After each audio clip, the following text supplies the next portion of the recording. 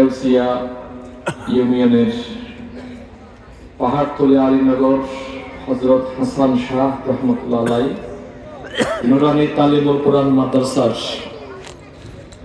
25তম বার্ষিক সভা ও পুরস্কার বিতরণী অনুষ্ঠান।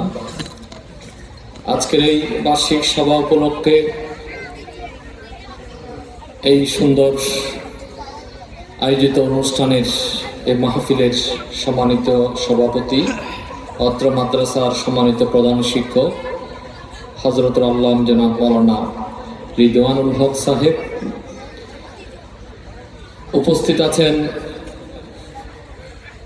মানবতার মুক্তি আন্দোলন বাংলাদেশ জামাত ইসলামী সাতকানিয়া উপজেলা সংগঠনের সম্মানিত সেক্রেটারি, সাবেক ছাত্রনেতা জনাব তারেক হোসেন, উপস্থিত সম্মানিত উলামায়ে কেরাম, সম্মানিত নেতৃবৃন্দ,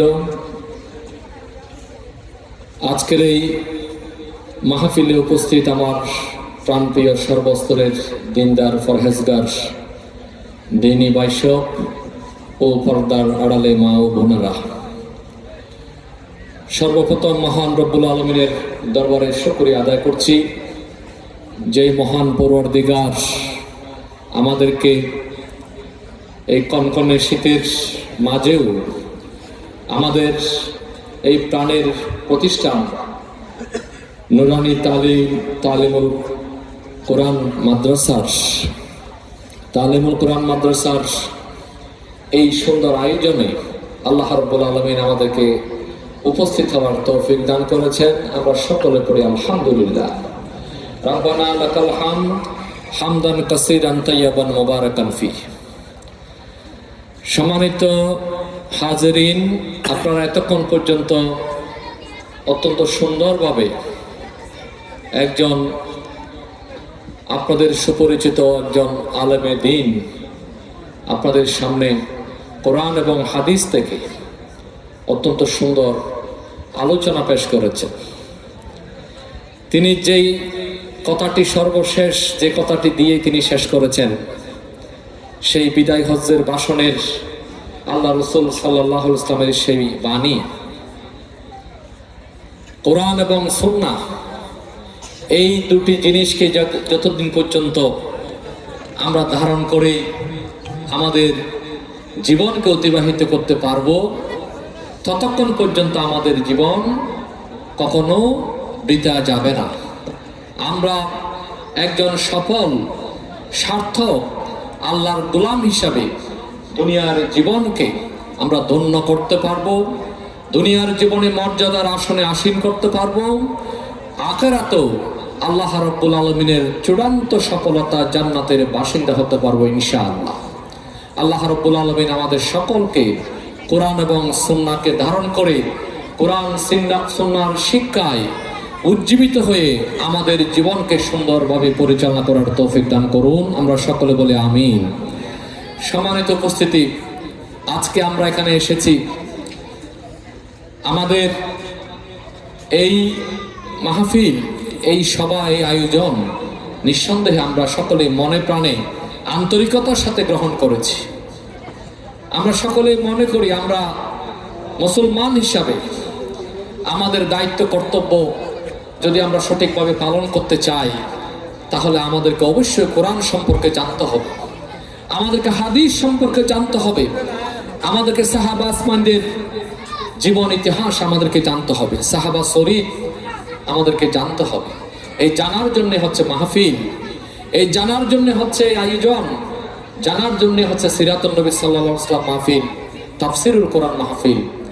আলহামদুলিল্লাহ, আমাদের এই এলাকায় এই নুরানি মাদ্রাসার উদ্যোগে আজকে যে মাহফিলের আয়োজন করা হয়েছে, এটা নিঃসন্দেহে এটা আমাদের জন্য অত্যন্ত একটা সৌভাগ্যের বিষয়। এই নুরানি মাদ্রাসা পরিচালনা কমিটিকে আমরা আন্তরিকভাবে মোবারকবাদ জানাচ্ছি, তাদের প্রতি আমরা কৃতজ্ঞতা জানাচ্ছি।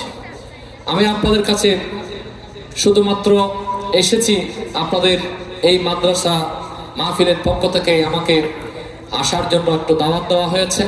সেই হিসাবে আপনাদেরকে একটু দেখতে এসেছি, দোয়ার জন্য এসেছি, এবং আপনাদের কাছে আমি শুধুমাত্র একটি কথা বলে আমার আলোচনা শেষ করব ইনশাআল্লাহ। সম্মানিত ভাইয়েরা, আমরা বাংলাদেশে একটি নতুন পরিবেশ জুলাই গণঅভ্যুত্থানের মধ্য দিয়ে পেয়েছিলাম। আজকে প্রায় দীর্ঘ সময়, বছরের অতিক্রম হয়ে আমরা এই সময় আজকে পার করছি।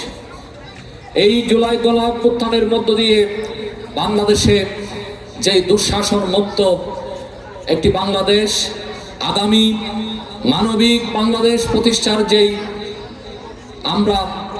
সম্ভাবনা তৈরি হয়েছে, সেই সম্ভাবনাকে যদি আমরা নিশ্চিত করতে চাই, তাহলে সেই জুলাই চার্টারকে, যেই জুলাই সনদের বাস্তবায়নের জন্য আজকে আমাদের সকলকে গণভোটে হ্যাঁ ভোট প্রদান করার মধ্য দিয়ে আমাদেরকে ওই জুলাই বিপ্লবে যারা শাহাদাত বরণ করেছেন তাদের সেই রক্তের বদলা নিতে হবে ইনশাআল্লাহ। আমরা আমাদের এই এলাকার জনগণের কাছে আমার আহ্বান, আমরা যারা জুলাই বিপ্লবে শাহাদাত বরণ করেছেন, পঙ্গুত্ব বরণ করেছেন, আমরা তাদেরকে স্মরণ করব, তাদের জন্য দোয়া করব। তারা এই বাংলাদেশের জন্য জীবন দিয়েছেন, মানবতার জন্য জীবন দিয়েছেন, ইসলামের জন্য তারা জীবন দিয়েছেন। আমরা সেই ইসলামকে আল্লাহর জমিনে প্রতিষ্ঠিত করার জন্যে আমরা সকলে ঐক্যবদ্ধ হয়ে সামনের দিকে এগিয়ে যাব, আমি সেই প্রত্যাশা ব্যক্ত করছি। আসুন, আমরা যারা এসেছি আমরা সকলেই আমাদের ইমানের দাবি পূরণের জন্য সকলে সোচ্চার থাকব।